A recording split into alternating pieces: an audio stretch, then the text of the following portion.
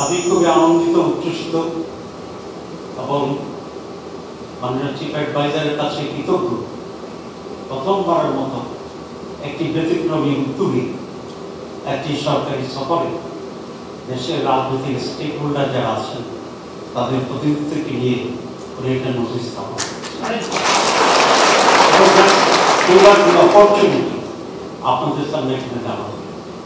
আমি আশা করি রাজনৈতিক সরকারও যখন হবে সকলে মিলে কোনো কোনো জায়গায় যে আমরা এক থাকতে পারি দেশের জন্য, এই কাজটাকে আমরা বজায় রাখবো। জুলাই অগাস্টের অভ্যুত্থানের ব্যাপারে আক্তার যেটা বলেছেন, আমরা সকলেই এই স্পিরিট ধারণ করি। সেজন্য আমি নতুন করে, যেহেতু সময় খুবই সংক্ষিপ্ত বিলম্ব, আমি নতুন করে সেটা আর বর্ণনা করছি না। আমি তাকে সমর্থন এবং অনুভূতি ব্যক্ত করি। যে প্রসঙ্গে যেতে চাই সেটা হচ্ছে বাংলাদেশের মানুষ বিদেশে এসে ছাত্র বলুন, পেশাজীবী বলুন, আমরা অনেক সফলতার স্বাক্ষর রাখছি। যদিও দেশে মাঝে মধ্যে আমরা আমাদের উপর খুব বিরক্তি প্রকাশ করি, মনে করি যে আমাদের দ্বারা আমাদের কিছু হবে না, কিন্তু বিদেশে আসতে দেখা যায় আমাদের লোকেরাই অনেক গুরুত্বপূর্ণ কাজ করছেন। আলহামদুলিল্লাহ, we have that potential, we have that situation. আমাদের যে বিষয়টি সেটা হচ্ছে আস্থার সংকট আছে আমাদের নেতৃত্বে। আমাদের সেখানে ইনস্টিটিউশনালাইজ প্রপার ডিসিপ্লিন ফ্রম সার্ভিসের অভাব আছে আমাদের দেশে। আনফর্চুনেট অনেক বড় সমস্যা হচ্ছে বড় ধরনের করাপশন। এই সমস্ত বিষয়গুলিকে যদি আমরা অ্যাড্রেস করতে পারি তাহলে বাংলাদেশ বিশ্ব একটি টাইগার হিসাবে অল্প সময়ে আবির্ভূত হতে পারবে। আমরা আপনাদেরকে এই কথাটি বলতে পারি যে বাংলাদেশ এখন আগের জায়গায় আর ফিরে যাবে না। আমাদের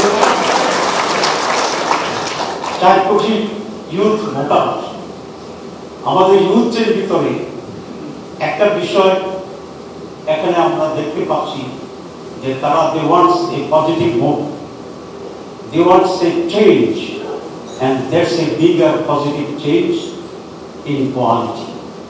আগামীতে যারা নেতৃত্ব দেবে রাজনীতিতে এবং দেশ শাসন, তাদেরকে ইউথদের এই সেন্টিমেন্টকে রেসপেক্ট করে অগ্রসর হতে হবে, নতুবা তাদের জন্য বারবার জুলাই ফিরে আসবে। এবং আমি আমার দলের পক্ষ থেকে স্পষ্ট আমরা 4টা কমিটমেন্ট করছি। প্রথম, বাংলাদেশের স্বাধীনতা এবং সার্বভৌমত্বের ব্যাপারে কোন আপোষ নেই। চ্যালেঞ্জ যতই বড় হোক, যতই ছোট হোক, যতই দূর থেকে হোক, যতই কাছে হোক। নাম্বার 2, আমরা সাস্টেইনেবল ডেমোক্রেসির ব্যাপারে ওয়াদাবদ্ধ। নাম্বার 3, একটি ফেয়ার, ক্রেডিবল, পার্টিসিপেটরি। এই পার্টিসিপেটরি অর্থ আওয়ামী লীগ শহর নহে।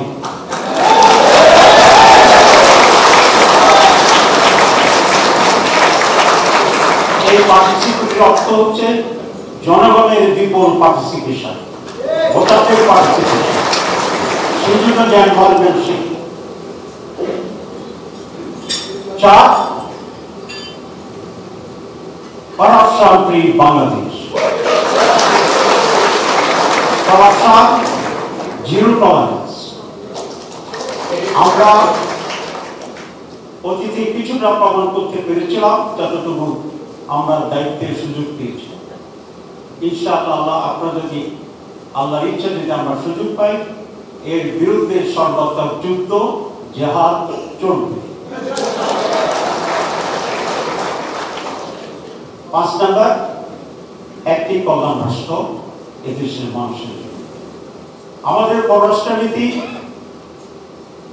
অত্যন্ত সততা, সাম্য মর্যাদা সমঅধিকারের ভিত্তিতে প্রতিবেশী এবং দূরদেশী সকলের কাছে একই রকম হবে ইনশাআল্লাহ।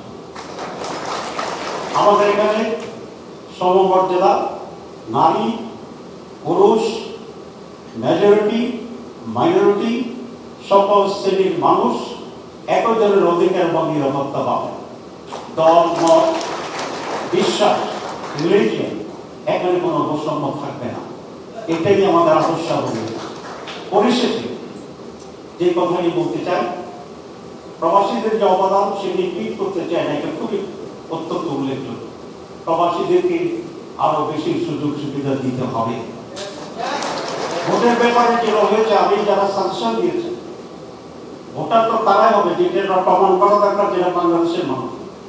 সেটা দিয়ে একটা কাগজ দিয়েও যদি হয় যে উনি বাংলাদেশের মানুষ, তাকেই সে নিজের দিকে দিতে হবে। কারণ জটিলতা করার কোনো প্রয়োজন হবে না, প্রয়োজন নেই আমাদের। এখন লিগেল ভিত্তি লাগবে কিনা, ইয়েস, ওইটাকেই লিগেল ভিত্তি হিসাবে ইনক্লুড করার জন্য আমি দাবি জানাচ্ছি। এবং এই কাজটি করার জন্য সবচেয়ে উপযুক্ত হচ্ছে ইন্টারিম গভর্নমেন্ট, কারণ তাদের কোনো ইন্টারেস্ট নেই। দলীয় গভর্নমেন্ট আসছে, নানা হিসাব নিকাশ হইতে পারে, হওয়া উচিত নয়। এই জন্য আমি মনে করি যত প্রতিবন্ধকতা আছে, যত উদ্যোগ আছে, সবটা এই গভর্নমেন্ট সুন্দরভাবে সুচারুভাবে পরিপূর্ণভাবে পূরণ করে প্রবাসীরা যেন অবাধে ভোট দিতে পারে সেই ব্যবস্থা নিশ্চিত করার জন্য আমি জোর দাবি জানাচ্ছি।